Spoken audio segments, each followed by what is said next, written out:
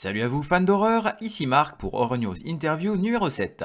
L'objectif d'Horror News Interview est de mettre en lumière le travail de différents artisans gravitant dans le monde de l'horreur. Pour ce nouvel épisode, j'ai la chance d'interviewer Philippe, organisateur du festival littéraire Le Frisson Festival. Salut Philippe et merci d'avoir accepté mon invitation sur Horror News Interview. Merci à toi, surtout. Est-ce que tu pourrais te présenter à nos auditeurs s'il te plaît? Alors, je m'appelle Philippe, comme tu viens de le dire. J'ai 43 ans et mon pseudo Instagram, c'est Méfile Longpoil. Et je fais un peu de chronique littéraire à mon niveau sur Instagram depuis quelques années maintenant. Ouais. Le résumé. Sinon, sur la vie privée, il n'y a rien de bien, rien de bien intéressant à raconter. Si, j'ai une femme et un enfant, ouais, une fille de bientôt 11 ans. D'accord. Et tu fais partie des organisateurs d'un prochain festival, et on va en parler un petit peu après. Alors, qu'est-ce que tu peux nous parler un petit peu de ton rapport à l'horreur? Alors, mon rapport à l'horreur, il existe d'aussi loin que je me souvienne, en fait, Mhm. depuis l'enfance. Ça a commencé très très tôt. Après, ça dépend de ce qu'on appelle l'horreur, hein, attention, parce que il y a, on va dire l'horreur. Bah, c'est le genre horrifique, quoi, on va dire. Ouais, moi, ce qui m'a vraiment fasciné très jeune, Mhm. c'est plutôt le côté paranormal que l'horreur à proprement parler. Ça a commencé en fait par mes vacances d'été dans le village de mes parents au Portugal. Et en fait, c'est un tout petit village vraiment perdu dans les montagnes. Y a rien, quoi. Y a même pas de commerce. Y a vraiment que dalle. Et donc, il y avait énormément d'histoires, de légendes, d'histoires sur des sorcières, des apparitions fantomatiques, des machins. Enfin voilà. Et très jeune, j'adorais écouter les grands qui racontaient ces histoires-là quand ils se réunissaient le soir. Je me mettais à côté et puis tu sais, j'écoutais comme ça. Et plutôt que de me foutre la trouille, ça me fascinait en fait. Je trouvais ça super intéressant. Et donc très vite, effectivement, vers l'âge de 7 8 ans, notamment avec un de mes cousins qui a 4 ans de plus que moi, commençait à regarder, bien évidemment, du coup, des films d'horreur dans la continuité de tout ça, en fait. Et donc, dans ces premiers films, on va retrouver je crois que le premier film d'horreur que j'ai vu, c'est Christine, l'adaptation du célèbre livre de Stephen King, bien évidemment. J'ai très vite regardé Halloween, La Nuit des Masques, Creepshow aussi. Enfin voilà, c'est les premiers. Après, à 10 11 ans, j'ai regardé L'Exorciste. Et pareil, j'ai adoré, quoi. C'est comme ça que c'est né. Après, il y a eu X-Files quelques années plus tard, parce que je suis de 80, hein, donc j'ai connu la sortie de X-Files, j'avais 14 ans, c'était en 94, sur M6, et là, tous les samedis soirs, c'était le rendez-vous, quoi, hein, X-Files, suivi des Contes de la Crypte, bien évidemment. On avait les deux à la suite, c'était génial, quoi. Les bonnes soirées. Ouais. Et puis, j'ai jamais lâché, en fait, voilà. Et du coup, comment est-ce que tu as commencé la lecture dans le genre horrifique? Alors ça, paradoxalement, c'est venu beaucoup, beaucoup, beaucoup plus tard, hein. Parce qu'en fait, je détestais lire.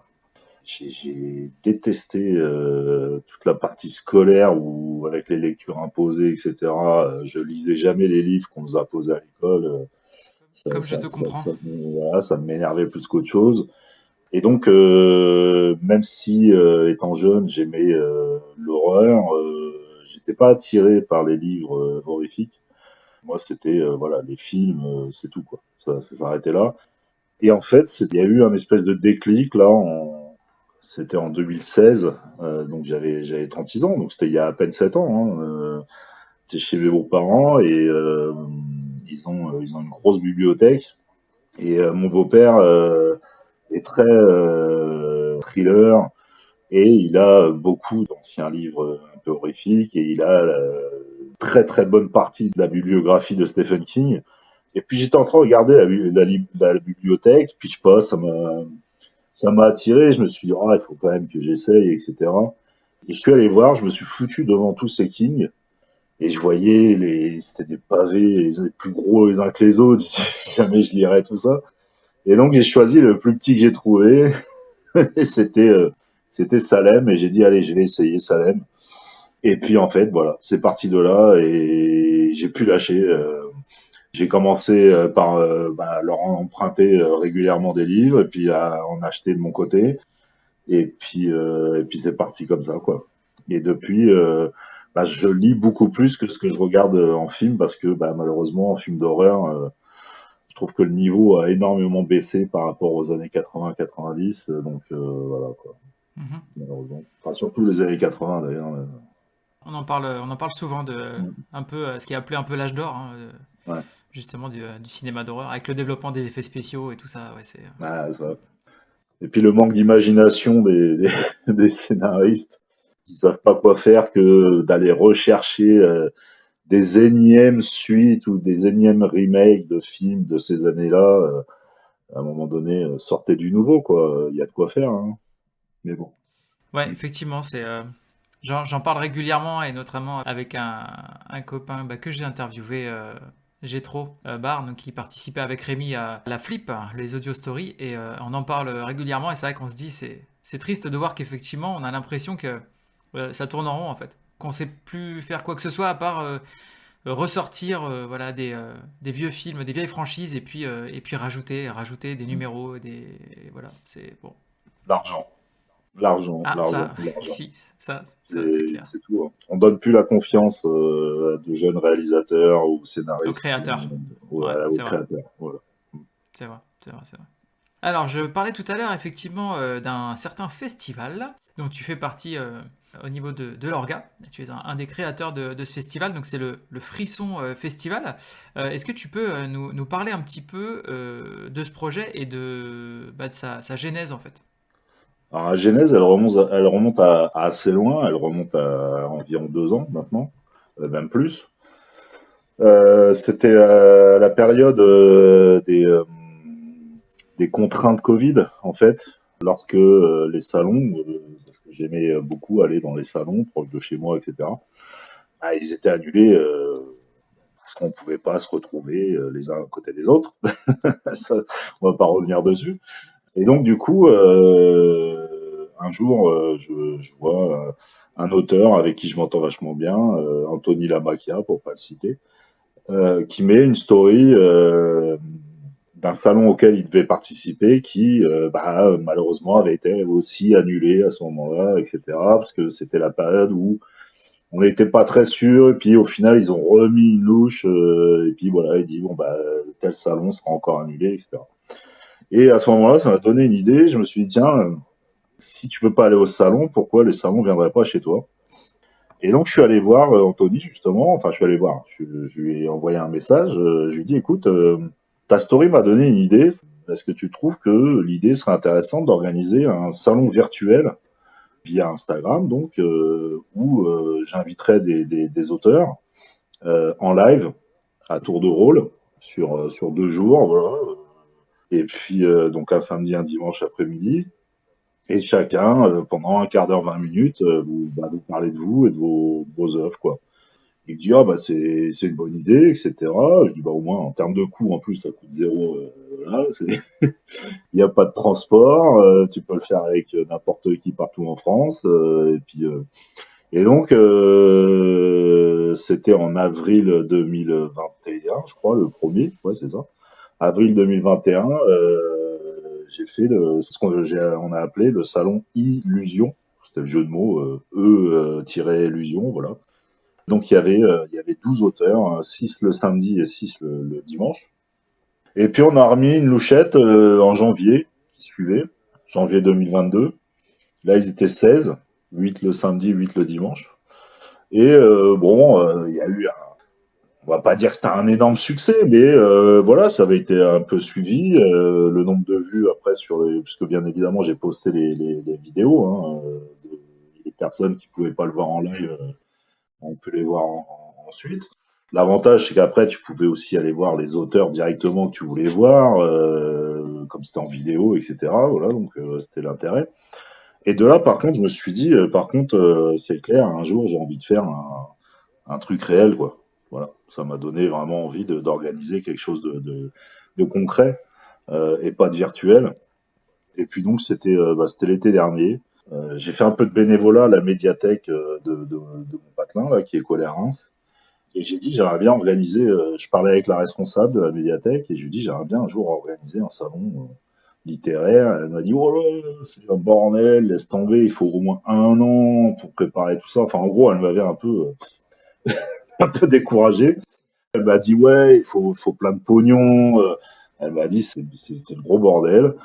Donc bon, j'étais un peu, voilà, un peu dégoûté.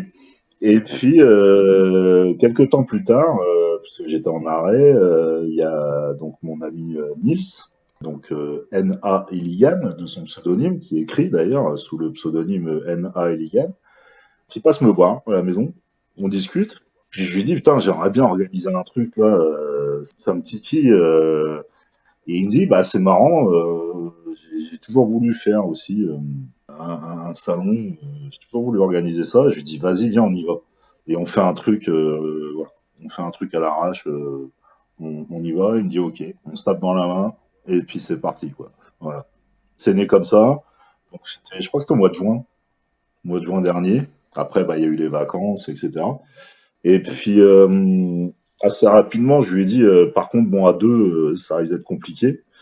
Il faudrait quand même trouver au moins une troisième personne.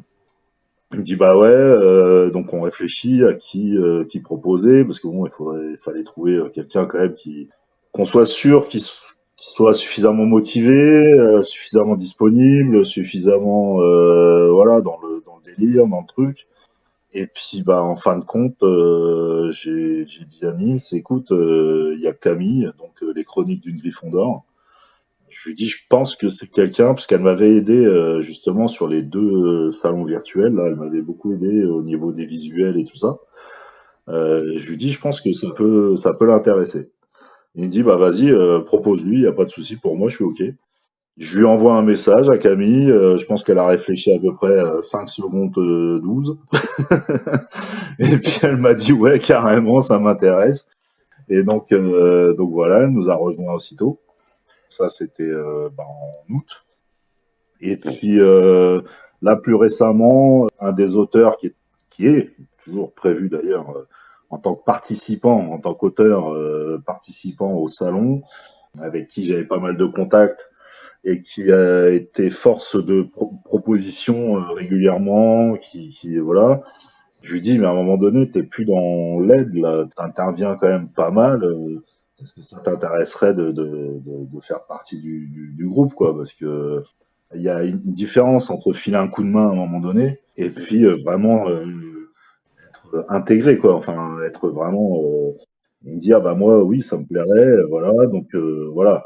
Donc on s'est réunis en visio tous les quatre parce que bah je suis pas le seul décideur, hein, même si je suis le président de l'association. Voilà, on décide à l'unanimité, hein, comme dans toute assoce. Et donc du coup, il a expliqué. Je lui dis par contre, voilà, tu t'argumentes, tu donnes tes arguments, etc. Et tout de suite, Nils et Camille ont dit oui, ça nous va. Donc c'est Isaac Demont qui a écrit deux livres, qui est édité chez GLP Éditions. Donc il sera auteur participant au festival, mais qui fait partie aussi de l'organisation. Donc voilà, on est quatre pour organiser. Et malgré tout, effectivement, c'est beaucoup, beaucoup de travail. Ah, ça, je veux bien te croire. En l'occurrence, là, tu me disais un truc, on va faire un truc à l'arrache. De ce que j'ai cru comprendre et les infos que j'ai recueillies depuis peu, a priori, on est quand même plus que sur un truc à l'arrache. Ça a quand même pris de l'ampleur. Ça s'annonce comme un festival assez costaud. Pour une première édition, c'est assez impressionnant quand même. Alors, je suis pas du tout fan de la littérature classique, mais je vais citer le CID. Nous partîmes 500, puis après un prompt fort, nous nous vîmes 5000 en arrivant au port. Oui, tout à fait. C'est un peu l'idée, là, c'est un peu le concept en fait de ce qui nous arrive. C'est-à-dire que au départ, l'idée première, c'était de faire ça sur une journée, Mhm. juste un dimanche en fait. Et on s'est dit, allez, entre 20 et 30 auteurs grand max. Voilà. Au départ, c'était ça l'idée. Sauf qu'effectivement, Maintenant, on est sur un week-end entier et je crois qu'il doit y avoir 70 exposants, un truc comme ça. Voilà, ouais. Je sais même plus exactement combien il y en a.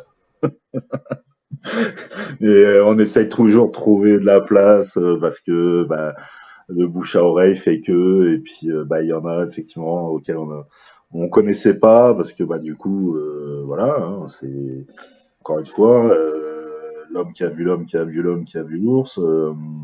Hmm. Et du coup, bah, on reçoit un message, salut, moi, j'ai entendu parler de votre truc, ça m'intéresse. Et puis quand tu vas voir, tu te dis, ah ouais, putain, c'est pas mal son truc, j'aimerais bien l'avoir aussi dans le festival.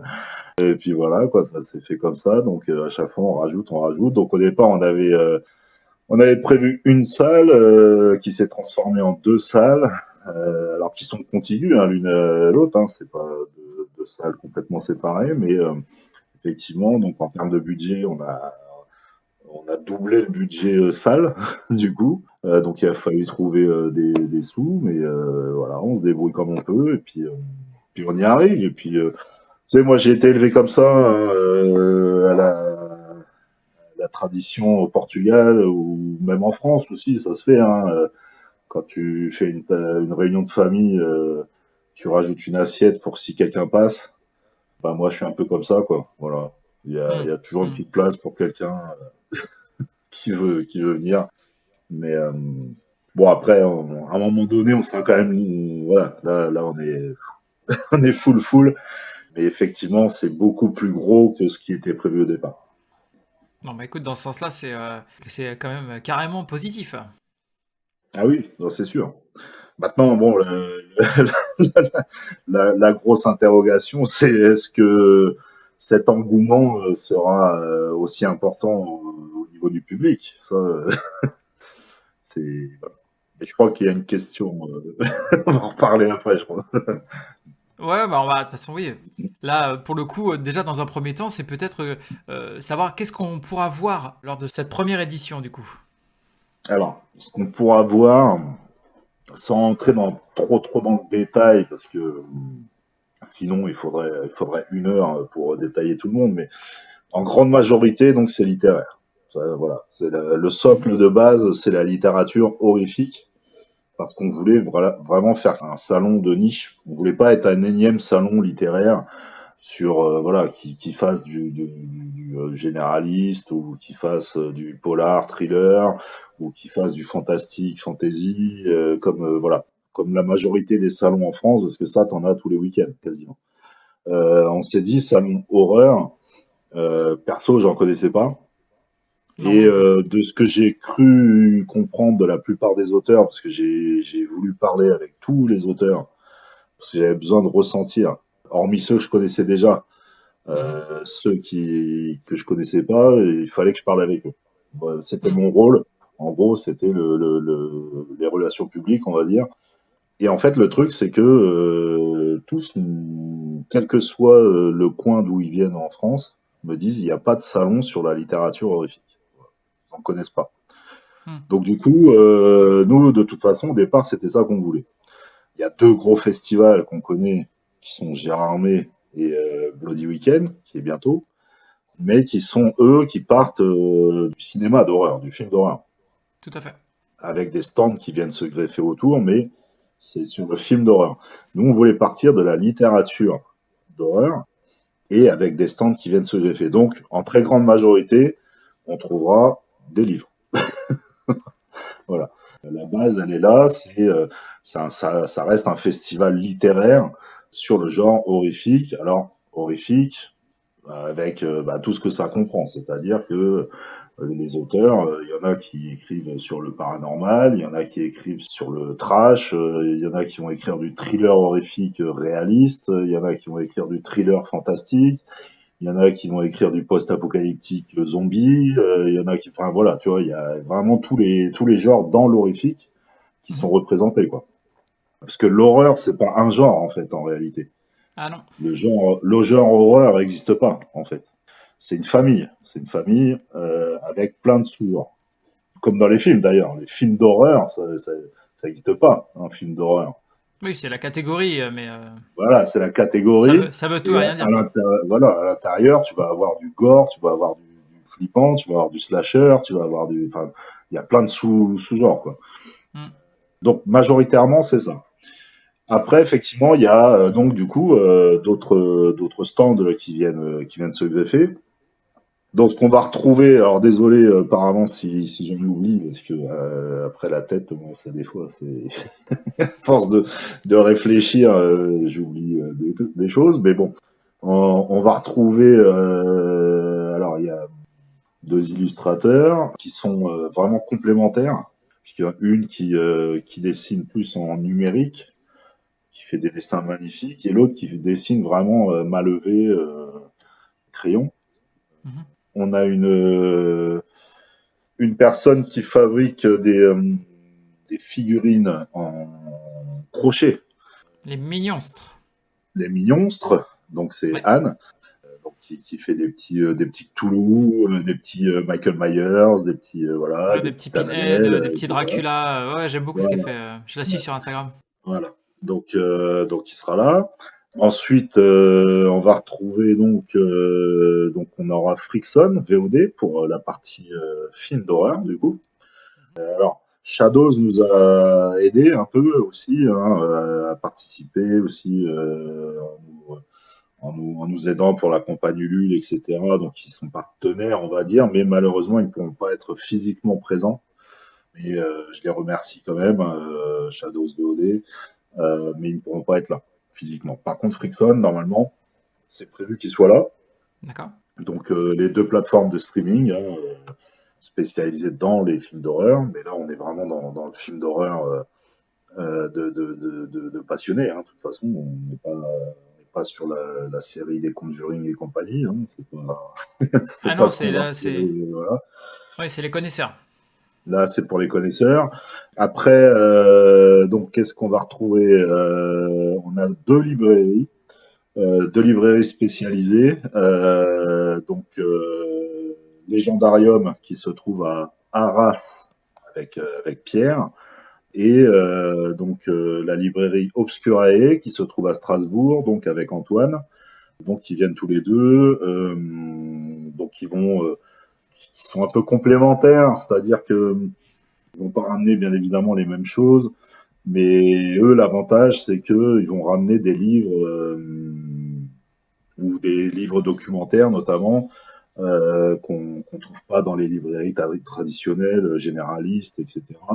Des éditions magnifiques, enfin voilà, des beaux livres sur le thème, hein, bien évidemment. Hein. Ils vont pas ramener des choses qui sortent complètement du thème, hein, c'est pas l'idée. Martine à la Euh, plage.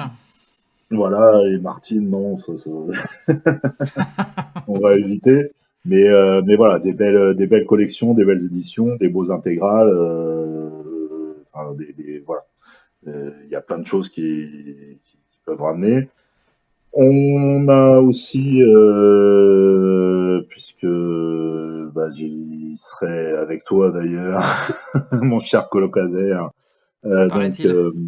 paraît-il, donc nos amis du festival Bloody Weekend, donc Loïc et Aurélie, qui seront présents avec un stand pour leur site La Quatrième Dimension, qui Mhm. eux sont spécialisés dans tout ce qui est produits dérivés de films d'horreur. Donc là, bah, il y a le Ah là, bah là, portefeuille. c'est Disneyland. C'est Disneyland. Mais Là, c'est effectivement, il faut appeler Disneyland. le banquier d'abord. Oui, c'est le Là, ouais, il problème. faut appeler Sofinco ou Cofinoga ou Cofidis, comme ça, j'en ai dit trois, tu vois. Je Voilà. peux pas être attaqué en justice, j'en ai dit trois. Et ouais, là, t'as envie de tout acheter, quoi. Mais Oui. donc là, ils ont un super beau stand. Qu'est-ce qu'on a d'autre qui sort de la littérature? Donc, on a une maquilleuse qui Mhm. sera là, donc qui fera des petits maquillages sur place pour ceux qui ont envie de se faire un petit kiff maquillage. On a donc une hypnothérapeute de Reims que je connais très bien, qui est très portée sur le paranormal, hein, de toute façon, clairement. Alors, elle sera pas là pour faire de l'hypnose, attention, hein, qu'on comprenne bien. Elle fera pas de prestations sur place. Elle va juste expliquer ce que peut apporter l'hypnothérapie aux gens. Donc, que vous soyez de Reims ou non, Parler avec elle, c'est intéressant parce que les hypnothérapeutes qui font ce qu'elle fait, il y en a un peu à droite à gauche, quoi. Donc même les gens qui viennent de l'extérieur pourront parler avec elle sans problème pour qu'elle explique. Elle est très portée sur la vie antérieure, etc. Enfin voilà, quoi. Ensuite, donc on a une équipe d'enquêteurs du paranormal, esprit et entité, Mhm. que je connais bien, puisque bah, j'ai eu la chance de faire ma première enquête sur le terrain avec eux. Une Excellent. expérience inoubliable que j'espère réitérer très prochainement. Des gens vraiment sérieux qui sont pas du tout dans le sensationnel. C'est des gens qui font ça depuis des années et qui ne cherchent pas du tout la notoriété à passer à la télé ou quoi au caisse. C'est pas du tout leur délire. Eux, par contre, ce qu'ils aiment, c'est voilà, faire être sur le terrain, soit dans des lieux abandonnés, soit aider les gens qui sont en détresse, parce qu'il y a des gens qui vivent des choses assez compliquées chez eux. Hein. Mhm. Ça arrive. Alors, souvent, c'est explicable, et tant mieux. Ouais. Parfois, malheureusement, ça l'est pas, et auquel cas, bah, faut intervenir. Enfin, voilà. Mais ce qu'ils veulent, eux, c'est voilà, aider les gens Mhm. qui vivent ce genre de phénomène et qui ont une vie complètement Qu'ils subissent. qui subissent voilà et qui ont de grandes difficultés. Ça, malheureusement, il y en a plus qu'on le pense. Donc ils seront là et donc Sandrine qui est un peu la fondatrice de cette équipe. En plus, une petite partie qu'elle proposera en même temps. Donc c'est les secrets de Si, donc où elle propose toute une gamme de tout ce qui est pierre énergétique, etc. Enfin voilà quoi. D'accord. Donc un peu là, c'est la partie un peu ésotérique Lithothérapie, avec etc. Ouais. voilà la lithothérapie exactement. Ensuite, qu'est-ce que j'oublie? Donc déjà, on peut dire bah, les auteurs et les maisons d'édition. Bon, ça, on va pas détailler parce qu'il y en a trop, mais voilà. Non, il y en a trop. Il y en a trop, les maisons d'édition, les auteurs. S'il y a une association que j'aime beaucoup qui s'appelle Free Mother Films, donc une association de Strasbourg, qui est une association à but non lucratif, Mhm. qui fait pas mal de choses. Donc je vais pas trop détailler non plus parce que ça va être long, mais voilà, ils ont une bibliothèque de genre, donc ça il faut être strasbourgeois pour aller consulter les livres qu'ils ont sur place. Par contre, ils font des courts métrages horrifiques. Donc je vous invite à aller sur leur page Instagram pour suivre un peu leur actu. Et ils proposent des formations pour faire des montages vidéo. Et donc du coup, ils seront présents pour expliquer un peu tout ça. Donc voilà, c'est des gens adorables. Et puis on aura aussi un couple de photographes qui sera présent, qui ne vendent pas de photos, mais il y aura leurs photos un peu partout dans les salles. On va les Mhm. exposer. C'est des photos très sombres, très dark, très voilà. Et donc du coup, je crois que normalement, j'ai pas oublié. Il me semble que j'ai fait le tour. Si j'ai oublié, je m'excuse vraiment si j'ai oublié quelqu'un. L'erreur est humaine, comme on dit. Voilà, on est vraiment autour de l'horreur d'une manière générale, mais avec un grand H, voilà, avec tout ce qui touche à l'horrifique, paranormal, à l'ésotérisme, voilà, etc. Et donc effectivement l'occasion de rencontrer des auteurs qu'on adore et puis de découvrir des auteurs qu'on ne connaît pas forcément. Moi c'est vrai que Exactement, je vais exactement, parler exactement. de mon cas un petit peu, mais moi à la base j'ai voulu me mettre à la littérature horrifique et en fait quand j'allais dans les grands revendeurs, je ne trouvais que bah, systématiquement du Stephen King, etc. Donc bah ouais, mais donc je pensais qu'en fait à part ça il y avait rien qui Mais existait quasiment, tu vois, c'était non mais j'en étais là, je veux dire, je voyais toujours les mêmes, donc je me suis dit bah il doit pas y avoir grand monde. Et puis en fait j'ai découvert notamment avec les livres de la crypte avec Jodie, donc je remercie pour ça. Qu'en fait, non, non, il y avait un univers monstrueux, littéralement, qui existait d'auteurs, et notamment d'auteurs français, belges, québécois, enfin voilà, dans le monde entier. Et donc c'est l'occasion de justement de découvrir tous ces acteurs, tous ces créateurs du milieu. Alors, est-ce qu'il y a des animations qui sont prévues pendant le festival? alors cette année, animation à proprement parler, non. Malheureusement, il n'y a D'accord. rien de voilà. On sera dans la bonne humeur, la joie et la bonne humeur, comme dit l'autre. Mhm. Mais il n'y aura pas vraiment d'animation à proprement parler parce que déjà, bah, les salles ne s'y prêtent guère. Donc là, on est vraiment en mode fastoche. L'animation, ça sera, je l'espère, que tout le monde soit content et qu'on soit tous dans la bonne humeur et que tout le monde y trouve son compte. Donc non, il y a pas de choses de prévues à proprement parler. Mais bon, d'ici là, je dis pas, hein, peut-être ça changera, hein, c'est rien. Pour l'instant, Tout est possible. tout est possible parce que on était parti de tellement loin pour arriver là où on en est. Je dis pas que dans 2 mois, ça se trouve, il n'y aura pas autre chose. Mais là, pour l'instant, non, il n'y a pas d'animation à proprement parler. C'est-à-dire, il n'y a pas de conférence, par exemple, de prévu cette année. Voilà. Il n'y a Mhm. pas de, voilà, il y a pas de. Normalement, on devrait avoir quelques cosplayers qui viendront se balader, donc pour faire des belles photos, etc. Je sais qu'en plus, il y a des auteurs qui viendront costumés, donc les gens qui viennent, faut pas hésiter à venir costumer. Et voilà, ça fait un peu l'animation aussi, quoi. Hein. Ouais, bien sûr, ça L'idée, fait c'est que participer voilà, voilà. à l'ambiance. Mais voilà. Et j'imagine que tu dois quand même être assez fier, alors toi évidemment et les autres organisateurs, mais d'avoir autant d'auteurs reconnus, notamment, alors je pense à Graham Masterton évidemment, mais pour une première édition, enfin, c'est beau quoi. Alors fier, oui, je vais pas dire le contraire. C'est sûr que si on m'avait dit donc il y a un an que j'organiserais un festival et que j'aurais Graham Masterton dès la première édition, j'aurais pas forcément cru. Je dis ça, je dis rien. Il y aura peut-être un ou deux autres noms connus encore. Hein. Pour l'instant, je peux. L'avenir nous Voilà, le dira. voilà, on a encore, on travaille encore. Hein. Mais en tout cas, Graham Masterton, c'est sûr que c'est une fierté de l'avoir parce que c'est un incontournable de la littérature horrifique, clairement. Mhm. Il fait partie des grands. Donc oui, c'est une fierté, c'est un honneur de le recevoir. Donc je remercie l'Ivresse Édition, parce que c'est eux qui le font venir. Donc je remercie Émilie hein, d'avoir fait en sorte qu'on puisse accueillir donc Graham Masterton pour cette première édition.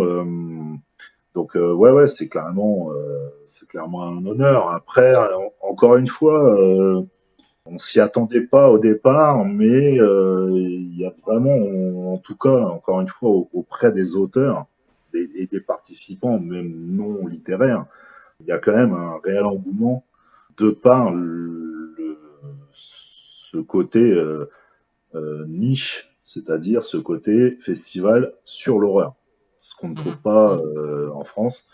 Oui, par le média littéraire, parce que c'est vrai que, comme tu Voilà, disais, c'est ça. ça existe sur le média, effectivement, cinéma, série, etc. Mais là, pour le Mm, coup, c'est l'originalité de la chose, ouais, c'est vrai. voilà, c'est vraiment ça. Donc, je pense que c'est ce qui fait que beaucoup y croient. Mhm. Nous, bien évidemment, en tant qu'organisateur, on y croit, mais on sent que chez les participants, je reçois régulièrement des messages ou quand je discute avec les uns et les autres, on sent vraiment cette motivation et souvent on me dit ça va être top, ça va cartonner.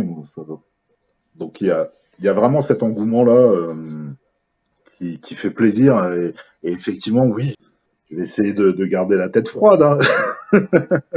Mais ouais, quand même une certaine fierté de dire que ça vient de nous, quoi, en fait. Hein. Bien sûr. Et du coup, comment est-ce que vous avez choisi les invités qui vont être présents en octobre? Ceux qui payaient le plus. Argent. Non, je plaisante.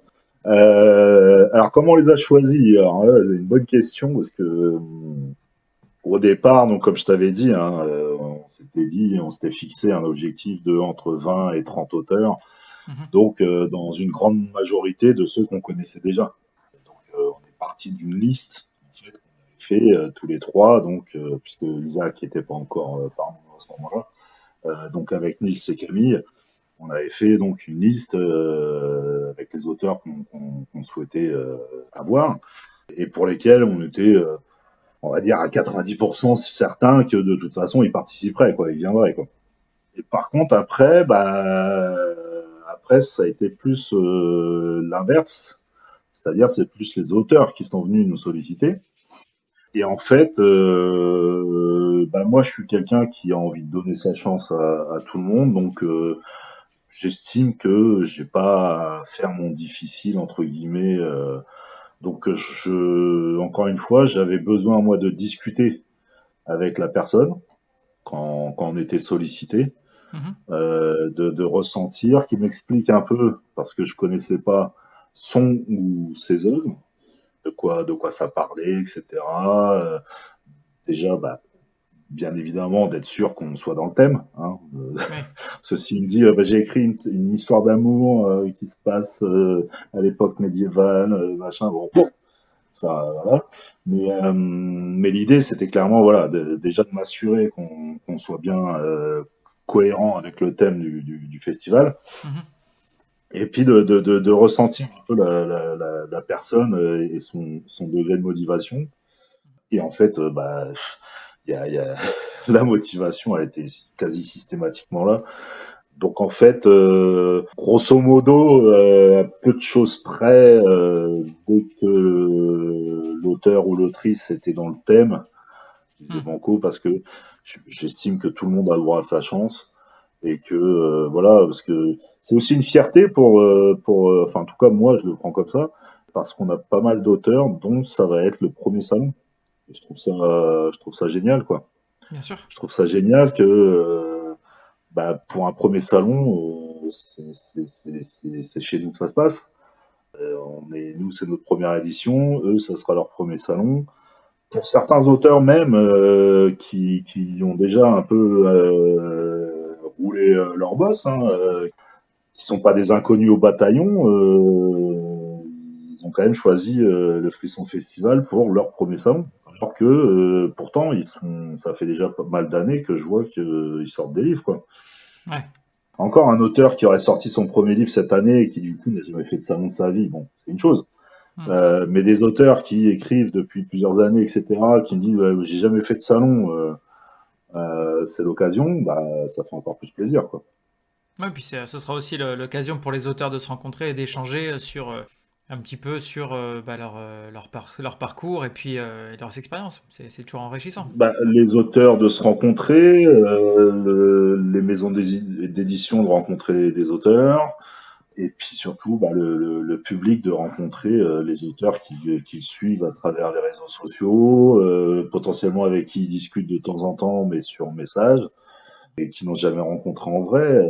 Moi, pour avoir fait beaucoup de salons, alors oui, c'est pas des stars, mais ça fait toujours, je me souviens de mes premières rencontres avec chaque auteur que je connaissais, ça fait toujours un truc, quoi. Quand tu le vois pour la première fois en vrai, tu te dis, ouais, ouais, ça fait plaisir, quoi. T'es pas en mode groupie, hein, attention, c'est pas ça que je veux dire, mais ça fait super plaisir, quoi. Enfin, tu te dis, ça y est, quoi. Ça fait 2, 3, 4 ans qu'on discute Mhm. régulièrement. Enfin, on se voit, quoi. En Ouais, vrai, bien sûr. on peut se Mhm. toucher, on se fait la bise, on discute, on se tape sur l'épaule, machin. Enfin, tu vois, je trouve que c'est génial, quoi. Ouais, c'est clair. Et du coup, à l'occasion de ce premier festival, vous avez une marraine, j'ai cru comprendre. Alors, est-ce que tu peux nous en parler un petit peu? On a une marraine, effectivement. Donc au départ,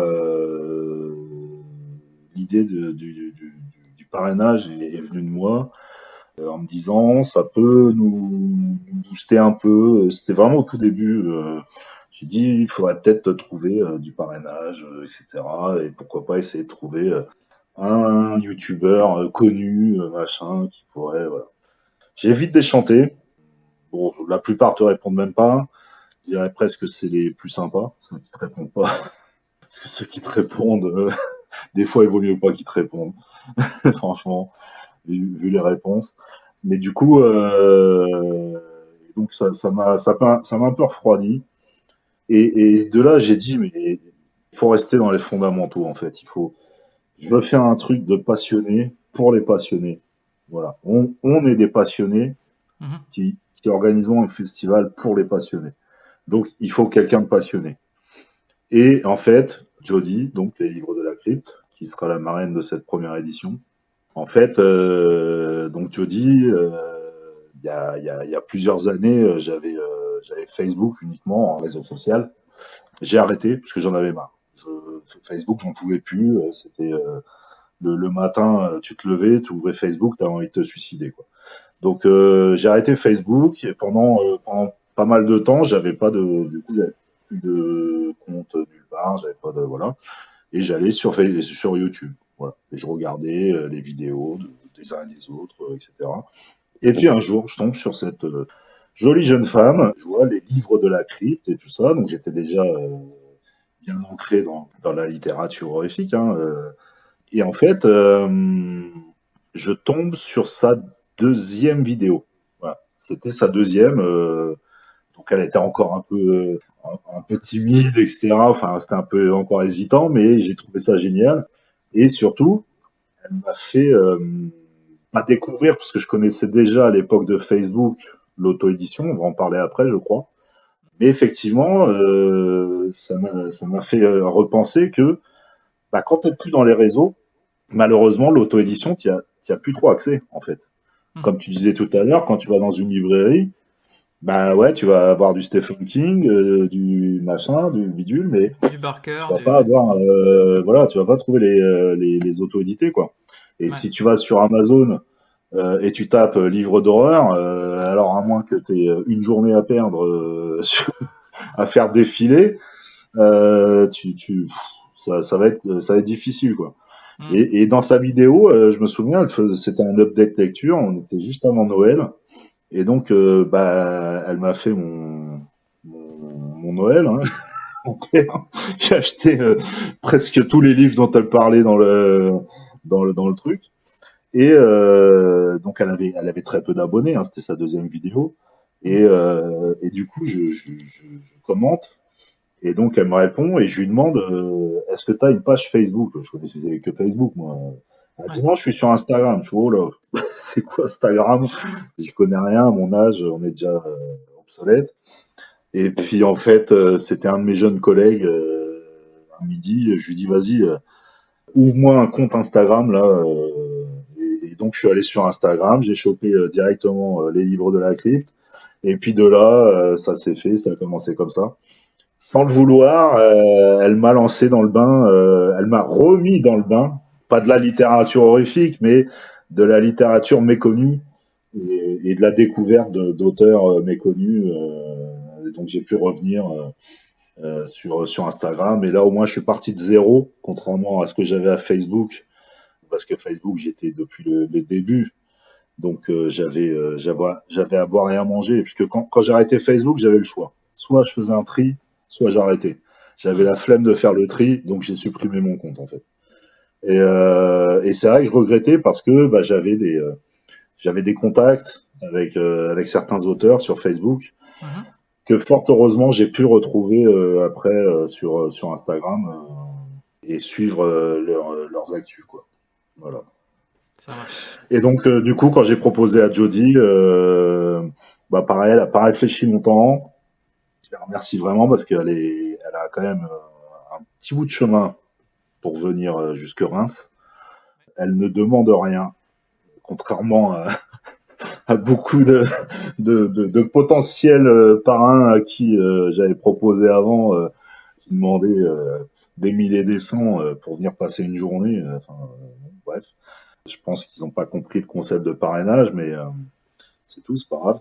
Et en fait, c'est une passionnée. Et moi, c'est ça que je veux, c'est des passionnés, en fait. Elle est passionnée, elle est juste contente de rencontrer tout le monde qu'elle connaît, qu'elle a jamais pu rencontrer. La grande majorité des auteurs, elle les connaît sans avoir jamais pu les voir en vrai. Et puis voilà, quoi. Donc, elle est super motivée et nous, on est très fiers de l'avoir en tant que marraine de cette première édition. Pour moi, c'était une évidence, en fin de compte. Quand je lui ai proposé, je me suis dit, mais en fait, t'aurais même pas dû réfléchir à quelqu'un d'autre avant, tu vois, Ouais, c'était ouais. voilà, c'était l'évidence. Ça marche. Alors, t'en parlais justement, on voit de plus en plus d'auteurs indépendants qui arrivent dans l'horreur, comme bah, Ludovic Metzger ou Arnaud Codeville. Qu'est-ce que tu penses de ce phénomène de l'auto-édition? Alors, Bon, les deux que tu cites, c'est pas des genoux, hein. Ils sont là depuis quelques années. C'est déjà des auteurs qui ont roulé déjà pas mal leur boss. Alors effectivement, moi, l'auto-édition, je fais partie de la team défenseur de l'auto-édition. On a malheureusement un groupe de personnes qui se prétendent experts en littérature ou que sais-je, j'en sais rien, et puis qui disent qu'en fait l'auto-édition c'est pas de la littérature, que les auto-édités ce sont juste des gens qui ne trouvent pas de maison d'édition, qu'il y a des fautes d'orthographe à toutes les pages, que c'est de la merde, que c'est mal écrit, que ceci, que cela. Personnellement, j'ai lu, si on reste dans le thème de l'horreur, puisque bon, je ne lis pas que de l'horreur, mais allez, on va rester dans le thème de l'horreur. Mm. J'ai lu de très très bonnes choses chez des grosses maisons d'édition, je ne vais pas dire le contraire, mais j'ai lu vraiment des trucs vraiment pourris sur des grosses maisons d'édition. Chez les auto-édités, j'ai lu des choses extraordinaires. J'ai pris un plaisir monstrueux avec beaucoup d'auto-édités. Alors attention, moi, je suis pas en train de dire que tous les auto-édités sont bons non plus. Hein, c'est Non, pas mais ce que je dis. forcément. Mais il y en a beaucoup qui m'ont fait prendre un panard monumental en les lisant, parce que je trouve que la différence, par exemple, les grands auteurs des grandes maisons d'édition, je vais pas citer de nom, c'est pas l'idée. Et en plus, ça reste des grands auteurs, mais si tu veux, ils signent des contrats avec les maisons d'édition et ils ont des contraintes, souvent d'écriture. Mm. Il faut sortir un ou deux livres dans l'année, etc. Je pense que souvent on leur met la pression en disant attention, il faut pas être en retard, on a prévu la date de sortie, telle date, machin. Mm. Et donc les gars, bah, des fois, au bout d'un moment, quand il y a beaucoup de livres, t'as l'impression de lire toujours un peu la même chose, quoi. C'est-à-dire que t'as toujours un peu la même trame. Ils ont du mal à se renouveler et à trouver de nouvelles idées. Alors je pense que de toute façon c'est imposé par la maison d'édition, c'est-à-dire non, tu restes dans ce thème-là parce que c'est ça qu'on veut, etc. Mm. Et donc là on est dans le business en fait, et ça a un côté pour moi un peu dérangeant. Voilà. Je dis pas que je ne lis pas, j'achète hein, des fois des livres de maisons d'édition importantes, etc. Très très bons auteurs, heureusement. Mais par contre, ce que j'aime bien, moi, avec les auto-édités, c'est ce côté un peu. Alors, c'est un mot péjoratif, mais il faut vraiment le prendre dans l'inverse de son sens. Moi, je le dis, c'est pour moi une réelle qualité. Il y a un peu cette naïveté, ce Mm. côté, je fonce dans le tas, quoi. Et puis j'écris une histoire qui souvent est venue du fond de mes tripes. Et puis d'un livre à l'autre, ça n'a rien à voir, tu vois. T'as pas ce côté-là un peu linéaire où c'est toujours la même chose, etc. Machin, voilà. Il y a plein d'exemples comme ça où bah, tu as cité Ludovic Metzger ou Arnaud Cotteville, c'est deux parfaits exemples de gars qui, tu prends deux livres de leurs œuvres, Mhm. t'en as pas deux pareils, en fait. Ça sera toujours différent. Ça sera toujours différent. Ils ont toujours des idées différentes. Tantôt ils vont faire du post-apo, tantôt ils vont faire du paranormal, tantôt ils font de l'horreur pure, tantôt ils font de la science-fiction, tantôt. Enfin, voilà quoi. En fait, ils sont libres. Et c'est ça que j'aime, c'est la liberté en fait. Et tu la ressens cette liberté quand tu lis les œuvres d'auto-édité, parce que tu sens qu'ils ont rendu de compte à personne en fait, et qu'ils n'ont pas été corrigés et qu'ils n'ont pas été, enfin corrigés. Je parle pas de faute d'orthographe, je parle corrigés en termes de texte en fait. Ouais, de contenu, de. Beaucoup font appel à ce qu'on appelle les bêta-lecteurs. J'ai eu l'occasion moi-même de le faire, où effectivement tu peux donner ton avis sur certains passages en disant attention là c'est pas très cohérent avec ce que tu avais dit avant, etc. Mais Mhm. c'est pas vraiment de la réécriture, c'est juste dire attention là, fais gaffe, le lecteur va être un peu perdu à ce passage-là, etc. Mais c'est tout, ça s'arrête là quoi. Mais sinon, moi ce que j'aime c'est cette liberté totale en fait qu'ils ont et qui se ressent. en fait. Et encore une fois, moi, c'est ce qui me guide, c'est la passion. C'est la passion. Et j'ai l'impression que à partir du moment où tu rentres dans le business de la grosse maison d'édition, où ça devient vraiment un métier à part entière, avec les contraintes qu'on t'impose, etc., tu sors un peu du cadre de la passion. Je dis pas que les grands auteurs ne sont pas passionnés, mais ils ont tellement de contraintes qu'on la ressent moins, cette passion, Ouais. en fait. Et ça les bride un petit peu dans leur créativité et dans ce qu'ils vont pouvoir proposer, ouais. Ou alors, il faut s'appeler Stephen King et tu peux dire fuck n'importe quelle maison d'édition. Mais sinon, les autres, je pense que c'est leur gagne-pain et c'est comme tous les métiers du monde. On peut pas dire fuck à son patron. Donc, tu es obligé de suivre un peu les consignes. Donc, du coup, je ressens moins ce côté passionné, en fait. Voilà. Ok. C'est très, très bien écrit et moi, j'aime bien aussi le petit côté imparfait, justement. Oui, c'est ce qui fait aussi l'identité de l'œuvre aussi, hein. Voilà, il y a l'identité de l'auteur. Il y a une expression que j'aime beaucoup qui dit que on apprécie quelqu'un pour ses qualités, mais on l'aime pour ses défauts. Mhm. C'est un peu ça, en fait, l'auto-édition pour moi. C'est ce côté un peu imparfait qui rend ces histoires encore plus belles, je trouve, en fait. D'accord. Voilà. Je vois ce que tu veux dire, ouais. Là, j'ai une larmiche qui va couler, là. Instant émotion. Alors, est-ce que tu aurais des recommandations? Alors, par exemple, est-ce que tu as un film ou une série qui t'a mis une claque un peu dernièrement? Enfin, j'ai très peu de temps dernièrement pour regarder la télé. Je pourrais citer deux séries. Une où on reste un peu dans la thématique horrifique, on va dire. Mais j'ai même pas fini de regarder la saison. Mais pourtant, j'ai regardé les 5 premiers épisodes et ça m'a vraiment mis une claque. C'est The Last of Us. Ouais. J'ai vraiment trouvé ça, ouais. Autant le premier épisode, j'ai eu peur. J'ai dit, oh là. Alors, je suis pas du tout gamer, par contre. Donc, je savais même pas que c'était un jeu vidéo au départ, hein. D'accord. C'est en voyant justement plusieurs personnes publier lorsque c'est sorti. Il y avait apparemment plein de gens qui attendaient cette série. Moi, j'avais même pas entendu parler. Voilà, Mhm. je découvrais totalement l'histoire. Je savais pas de quoi ça parlait, etc. Le premier épisode, je me suis dit, ouais, bof. Et puis dès le deuxième, j'ai été embarqué direct. Et puis cet acteur là, j'oublie toujours son Pedro nom Pascal. d'ailleurs. Pedro Pascal, je l'adore. Ouais. Il est Ouais, très génial. bon Je trouve acteur. que c'est un super Très acteur, bon acteur, ouais. très très bon acteur. Mhm. Et donc il faut vraiment que je la finisse, mais je trouve même pas le temps de la finir la première saison. Mais en tout cas, ouais, très très bonne série. Ma femme l'a fini, elle m'a dit la saison est géniale, elle a hâte d'avoir la deuxième déjà, ça c'est clair. Sinon, la dernière série un peu plus récente, enfin un peu plus récemment, mais avant donc de Last of Us que j'ai pu regarder du début à la fin, là je vais sortir complètement du cadre horrifique parce que c'est un autre genre qui me passionne, mais plus au niveau cinéma. C'est la série Les Anneaux de Pouvoir. Voilà. D'accord. Je suis un fan inconditionnel du Seigneur des Mhm. Anneaux. La trilogie Le Seigneur des Anneaux, si je les ai pas vus 30 fois chacun, je les ai pas vus. Le Hobbit, un chouïa moins, j'aime beaucoup, hein, mais c'est un cran en dessous pour Donc, moi. clairement. Mais le Seigneur des Anneaux, c'est juste extraordinaire.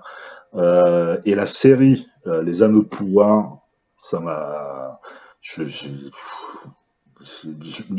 J'attendais beaucoup et ça a répondu à mes attentes. J'avais un peu peur. Mhm. Je me suis dit, putain, ils vont me gâcher mon délire. Et en fait, non, c'est hyper cohérent. C'est super bien foutu. C'est magnifiquement beau en termes de paysage. Et pareil, j'ai hâte d'avoir. Alors, je sais plus combien de saisons sont prévues, mais c'est ce qui est chiant avec les séries. C'est que quand t'as la saison qui se termine et puis que t'es obligé d'attendre 2 ans ou voire plus avant d'avoir la deuxième saison, c'est Ouais, chiant. ça, c'est effectivement le truc des séries, ouais, tu sais que tu t'embarques pour quelque temps, quoi. Bah, c'est soit tu as suffisamment de patience et tu te dis bah je regarde rien du tout jusqu'à ce que la dernière saison soit sortie et comme ça je me fais tout d'un coup. Mais là tu peux attendre longtemps des fois. Souvent, c'est ce que je fais, moi, parce que Ou alors tu as la j'ai pas la chance patience. de découvrir voilà, ou alors tu as la chance de découvrir une série qui existe déjà Et puis, du coup, tu as toutes les saisons déjà Mhm. prêtes. Mais ça devient rare quand même maintenant de, de, de- de tomber sur une série comme ça. Voilà, mais là, j'attends avec impatience la dernière saison de Stranger Things aussi. C'est une série que Bon, bah j'adore, attends, hein. bouge pas, j'ai vu qu'avec la grève des scénaristes, elle était mise en pause là pour l'instant. À durée indéterminée, donc jusqu'à la fin de la grève. Est-ce que ils n'avaient pas fini d'écrire encore la dernière saison? La 5, là, la nouvelle, celle qui est sur le point d'être Ouais, finie. ouais. Et ils n'avaient pas fini de l'écrire. Parce que si c'est les scénaristes qui sont en grève, ça veut dire que donc ils n'ont pas fini de l'écrire. Alors. Non, mais ça bloque tout en fait. Ça bloque, enfin, Ouais, ça ouais, bloque. ça Ouais, bloque. Il y a beaucoup de projets là, tu vois, et très souvent, Stranger Things, ils écrivent en même temps qu'ils tournent.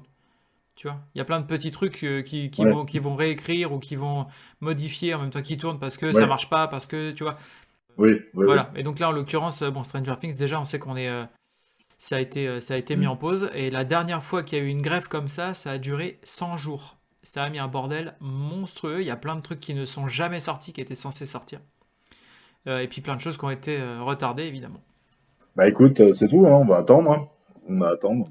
Est-ce que tu aurais un livre qui t'a marqué un petit peu dernièrement? Alors dernièrement, donc on va dire sur 2023, voilà, Voilà. depuis le début de l'année, j'ai lu le tome 1 de Et si demain n'existait plus de Ludovic Metzger. D'accord. Ça a été un énorme coup de cœur. Voilà. J'en ai même fait une vidéo qui est sur ma page parce que je ne pouvais pas faire de chronique écrite. Je savais pas quoi écrire tellement que Mhm. voilà. Donc je l'ai fait en verbal en fait. Il y a des passages assez hard. Hein. Alors on n'est pas dans, enfin, si on peut le mettre dans la catégorie horrifique, hein, mais on n'est pas dans l'horreur pure et dure, sanguinolente, etc. Même si encore une fois il y a des passages vraiment très hard, mais on est dans une espèce de post-apo, dystopie, mais qui ressemble à aucun autre post-apo, en Mm. fait. C'est ça que j'ai vachement apprécié. C'est une histoire vraiment imaginative, créative, mais c'est pas que parce que c'est imaginatif que c'est bien. C'est superbement bien écrit, je trouve. J'aime beaucoup la plume de Ludovic, de toute façon, ça il le sait. Mais ce livre-là m'a vraiment mis une claque, m'a vraiment perturbé, mais dans le bon sens. Mhm. C'était waouh, quoi. Et j'invite, d'ailleurs là, il vient de sortir cette semaine l'intégrale. Dans une belle édition collector, il y a l'intégrale de la trilogie, puisque c'est une trilogie en fait. Mhm. Donc que j'ai commandé, puisque le premier tome, je l'avais lu en numérique. Donc là, j'ai commandé l'intégrale pour pouvoir lire les deux tomes suivants en papier, dans une belle édition illustrée, etc., avec plein de photos. Enfin, il a vraiment, en plus, à un prix vraiment très très abordable pour trois livres de 300 pages chacun, hein. Attention, hein, c'est pas des nouvelles, hein. Ouais. Donc on est vraiment sur quelque chose que je conseille fortement. C'était ma grosse claque de cette année, ouais. Grosse claque. Il y a tout, il y a de tout dedans. Ok. Donc ça plairait même à quelqu'un qui aime pas l'horreur, D'accord. Ok. Bon, bah. qui accepte quelques passages un peu violents, par contre. D'accord. À Voilà. prévoir. Effectivement, il vaut mieux prévenir les auditeurs avant. Voilà. Ouais, il y a certains passages qui peuvent choquer, mais à mon niveau, ça reste très light. Mais pour d'autres, ça peut. Ça marche. Et est-ce que tu as des... tout à l'heure, on en parlait, c'est pas toujours évident, tu sais, de démarrer du coup dans le côté littéraire horrifique. T'aurais des auteurs à conseiller justement pour démarrer un peu? Ça, c'est une question qui est super difficile. Parce que bah, souvent, par exemple, quand j'ai des amis qui viennent à la maison, qui voient la bibliothèque, ils me posent la question, quel livre tu me conseilles là? Bah oui, mais le problème, c'est qu'est-ce qu'on recherche en fait? Est-ce qu'on cherche l'hémoglobine? Est-ce qu'on cherche le frisson? Est-ce qu'on cherche le très light? Voilà, l'horrifique gentillet, quoi, limite jeunesse. C'est difficile à conseiller pour autant je peux conseiller plein d'auteurs à Hmm. amateurs d'horreur, c'est pas le problème. Autant quelqu'un qui veut se lancer dans, dans l'horrifique, qui veut essayer, j'aurais tendance à dire commence déjà par du light, parce que si tu attaques dans du très lourd d'emblée, ça ça peut choquer. Bah, et si demain n'existait plus, je trouve que ça serait un bon début. C'est très bien écrit, c'est très, voilà, c'est parfois même un peu limite poétique. Je trouve que c'est un bon début.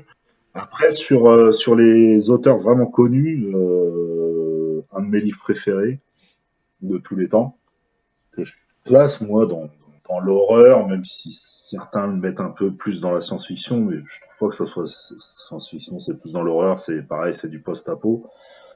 C'est Je suis une légende de Richard Matheson, Mhm. que je trouve extraordinaire, qui est pas violent, qui a quelques passages un peu angoissants, etc., mais qui est pas du tout dans la violence extrême. Machin. Pour débuter, ça peut être pas mal aussi. Mais encore une fois, c'est vraiment. Le problème, c'est débuter, mais qu'est-ce que je veux, quoi. Voilà, en fait. C'est est-ce que j'ai envie de me faire peur avec des histoires genre paranormales, etc. Est-ce que je veux du violent avec du tueur psychopathe, etc. Ou je veux du post-apocalyptique avec des zombies. Ou est-ce que je veux. Voilà. Donc les auteurs, oui, il y en a plein. Mais le problème, dire lequel pour quelqu'un qui a jamais lu d'horreur, je Ça ne saurais marche. pas. Ils ont tous leurs particularités, donc Ça dépend des appétences de chacun en fait. ça dépend ce qu'on cherche. Ouais. Et alors, pour revenir un petit peu au festival, quelles sont les ambitions là que vous avez sur la première édition? Moi, mon ambition est vraiment très simple, c'est que déjà tout se passe bien, c'est-à-dire qu'il n'y ait pas de problème majeur durant le week-end, qu'on n'ait pas voilà, de problématiques qui viennent un peu gâcher la fête. Bien évidemment, l'ambition majeure, c'est que le public soit au rendez-vous. Il n'y a rien qui me ferait plus plaisir que le dimanche en fin de journée, que quand je dirais au revoir aux uns et aux autres, que je sente dans leur regard qu'ils sont contents, en fait, Hmm. et qu'ils ont passé un bon week-end, quoi. Voilà. Ouais. Moi, c'est ce que je veux, j'aurais pas plus beau cadeau que ça, en fait. J'ai mis de l'argent dedans, je cherche pas à le récupérer, c'est pas l'idée. Moi, encore une fois, c'est la passion qui me guide. On n'est pas une association à but lucratif, on ne cherche pas à récupérer nos billes. Donc, moi, ce que je veux, c'est qu'à la fin, alors, bien évidemment, on n'est pas dans un monde de bisounours. On sait pertinemment, comme dans tout salon, quel qu'il soit, il y a des auteurs qui vont vendre plus que d'autres. Ça, c'est évident. Donc, il y en a certains qui vont vendre peu, d'autres qui vont cartonner. Donc, dans tous les salons, ça se passe comme ça, Hmm. quel qu'il soit. Hein. De toute façon, on n'échappera pas à cette règle-là. Par contre, qu'il y ait du monde, ouais, ça me plairait. Ouais.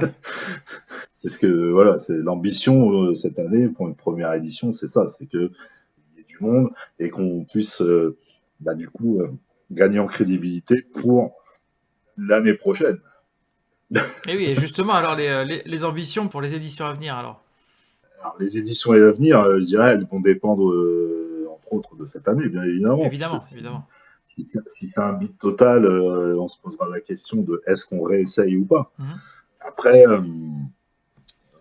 on va être un peu optimiste quand même, donc on va dire que ça va bien se passer et que on va en refaire. L'idée, bien évidemment, c'est de pérenniser ça dans le temps, pas faire juste un délire une année, on s'est amusé et puis merci, au revoir. Donc on veut devenir voire la référence du salon littéraire horrifique en France. Mhm. Parce que notre idée, nous, de toute façon, quoi qu'il arrive, c'est bien évidemment de le développer et de le faire grandir, mais tout en restant toujours dans la même thématique. C'est-à-dire que on ne rajoutera jamais de nouveaux thèmes, voilà, on fera pas venir des auteurs de fantasy, des auteurs de ceci, de cela, machin. C'est pas du tout l'idée. On aura toujours cette base littéraire qui sera la plus importante. Par contre, le faire grandir, c'est-à-dire en termes d'auteurs, en termes de maison d'édition et en termes de participants, d'exposants non littéraires, mais liés à l'horreur. Voilà.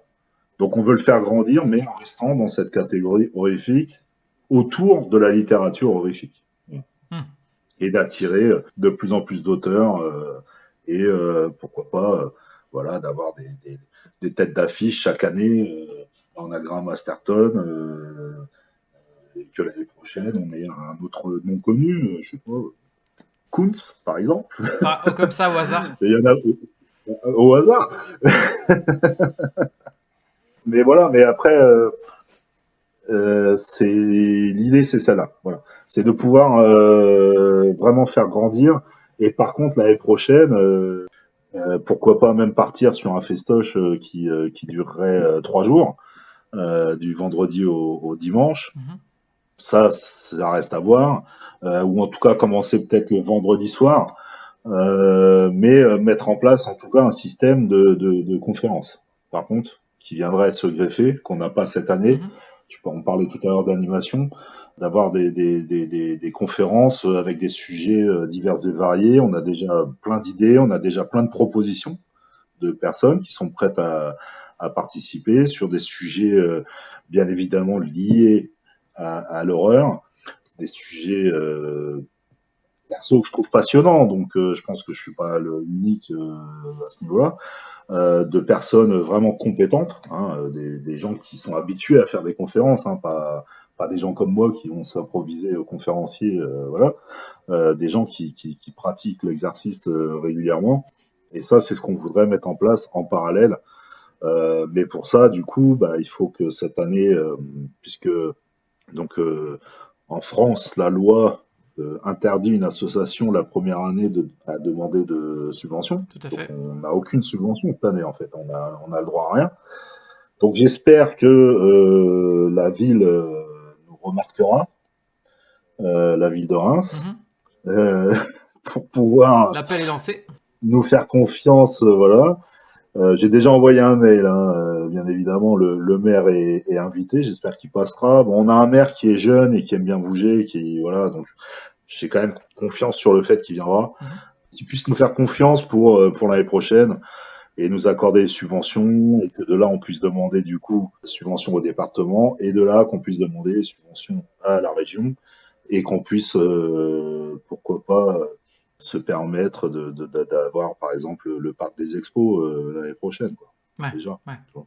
Par exemple. Après en termes de grande salle, c'est bon, on est vite limité, mais là c'est clair que bon, la salle de l'hippodrome est une très belle salle.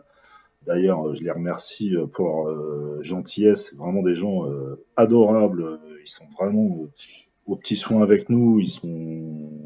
Dès que j'ai une question, ils sont à l'écoute, etc. Il n'y a pas de voilà. Mhm. Ils sont vraiment très conciliants. Mais c'est sûr que si on veut vraiment développer en termes de taille, il faudra partir sur du mieux plus grand, quoi. Ça, c'est clair. Ça marche. Et du coup, l'actualité, alors, où est-ce que vous en êtes là? On a terminé la campagne Ulule, qui a très bien marché. La campagne Ulu qui a bien marché, donc merci encore une fois à tous les participants, qu'ils soient ceux qui ont participé financièrement en termes d'achat, et à tous les auteurs et autres qui ont proposé des contreparties. Donc en termes d'actu, là on en est vraiment au démarrage de la com, quoi. D'accord. On démarre la com. Donc moi, je participe à quelques événements là, au mois de mai, juin. On va commencer vraiment à communiquer de plus en plus régulièrement, de plus en plus fortement, pour bien évidemment arriver. On va mettre de côté juillet-août, où il se passera pas grand-chose La France s'arrête.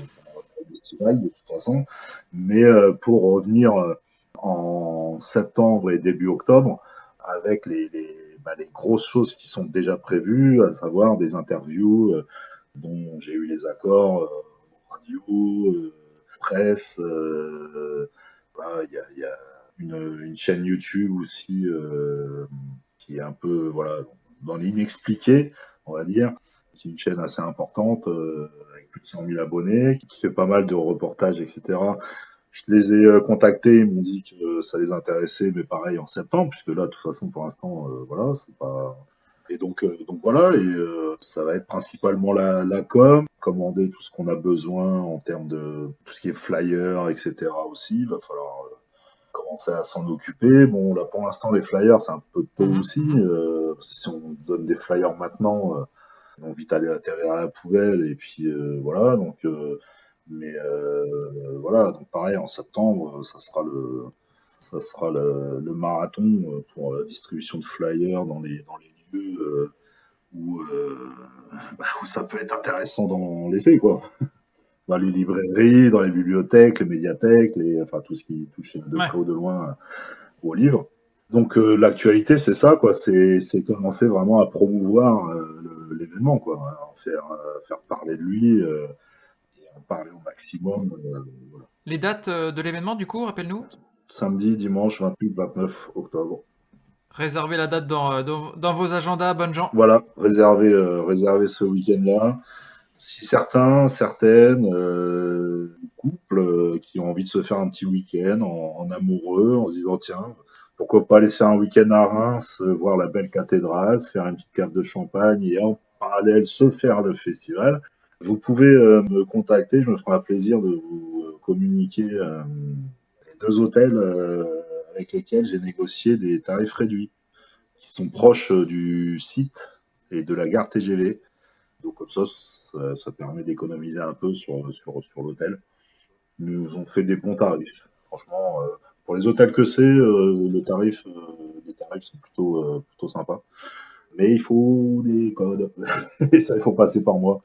Ou par la page Frisson Festival, vous envoyez un message, c'est Camille qui gère la partie réseau social. Justement, où est-ce qu'on peut vous suivre alors pour avoir un petit peu justement les actus, les annonces Alors aujourd'hui, principalement, Instagram, c'est vraiment la page principale, on va dire. D'accord. Alors, pour l'instant, à part les stories régulièrement, il n'y a pas de post régulier. Ça va commencer bientôt, puisqu'on va commencer à présenter nos partenaires, pour commencer déjà. Donc on va les présenter individuellement. Et puis après, pour arriver jusqu'à la liste vraiment des auteurs, etc. Donc page Facebook également, bien évidemment. Compte TikTok.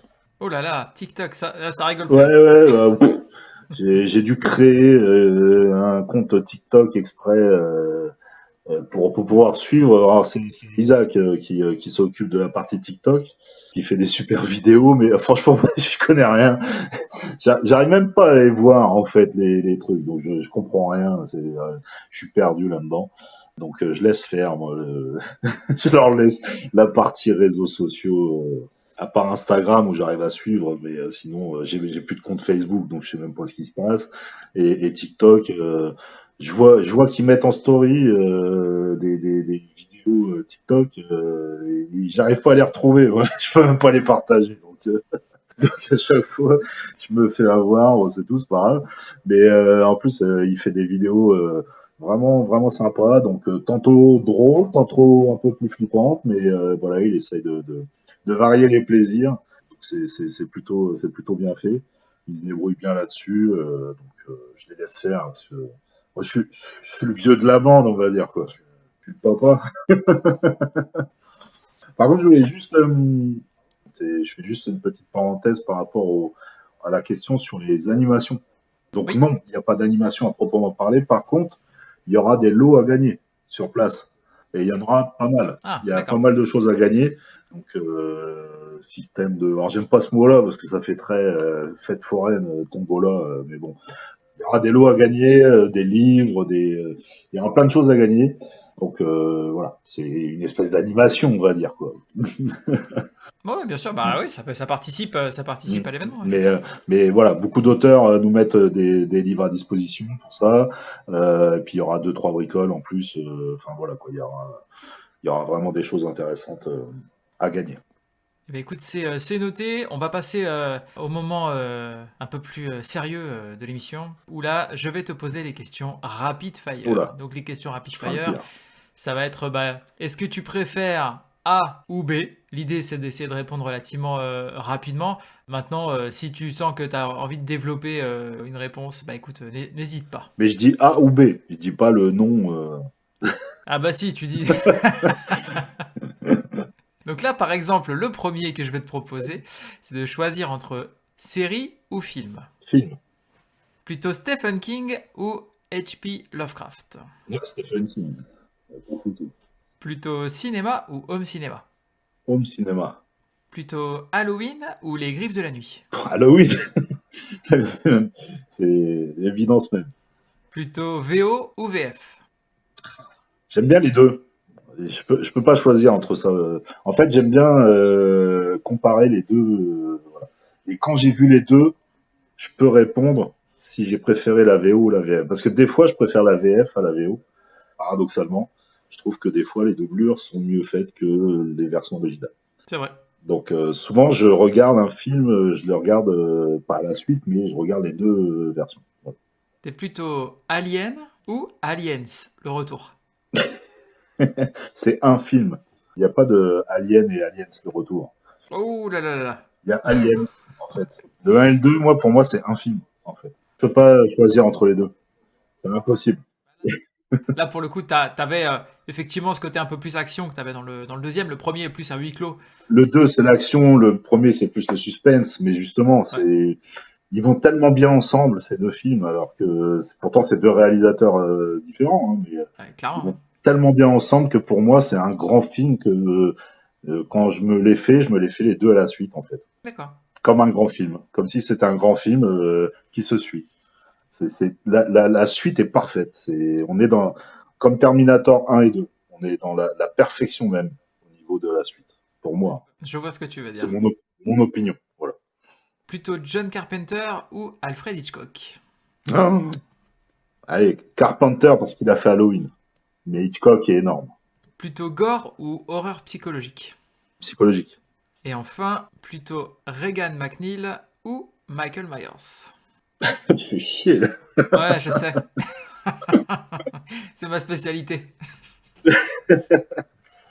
Michael Myers quand même, parce que c'est Michael. Mais Michael, attention, hein, Halloween 1, pour moi, il n'y a rien d'autre. Il y a rien d'autre. Voilà. C'est la nuit des masques. Basta. Mais Reagan, enfin, voilà, quoi. C'est l'exorciste, quoi. C'est deux monuments, quoi. Mais si vraiment il faut choisir, je dirais Michael, parce que ce que j'aime dans Halloween, dans le premier, justement, c'est ce côté où Carpenter a réussi à faire un personnage qui ne dégage rien et où on n'a pas d'explication. L'exorciste, on a l'explication, si tu veux. Elle est possédée, c'est un démon, c'est machin, ceci, cela. Michael Myers, c'est le mal, en fait. Il y a C'est ça. rien.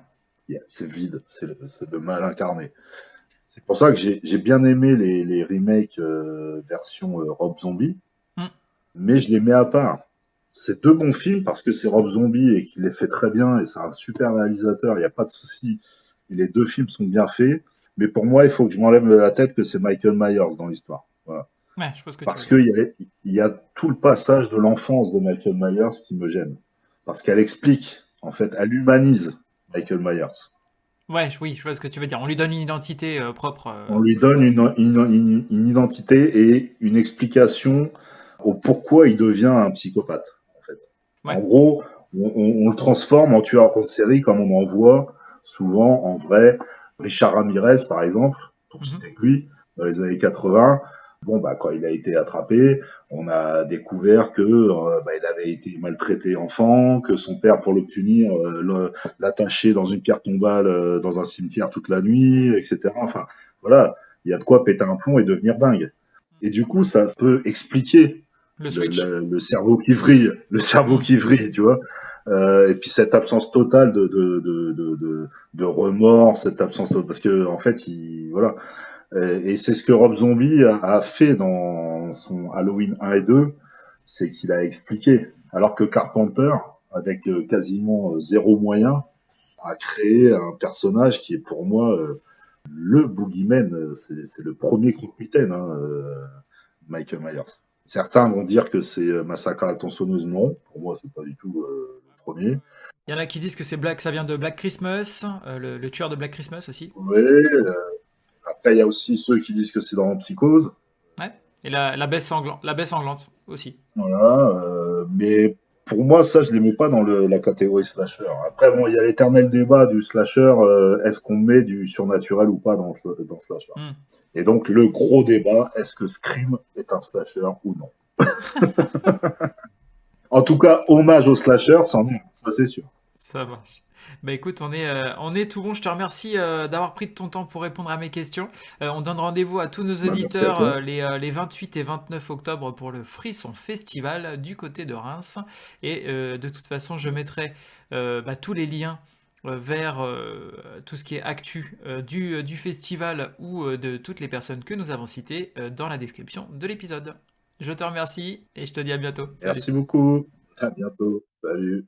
Merci à vous d'avoir écouté cette émission. Je vous invite à suivre aussi bien les invités que moi-même sur les réseaux sociaux. Je vous signale également que je suis maintenant sur YouTube, donc n'hésitez pas à y faire un petit tour, ajouter des likes, vous abonner, et bien sûr sur toutes les plateformes de podcast, à me laisser un avis ainsi qu'une note pour aider le podcast à gagner en visibilité. Il ne me reste plus qu'à vous souhaiter bonne semaine et bon frisson.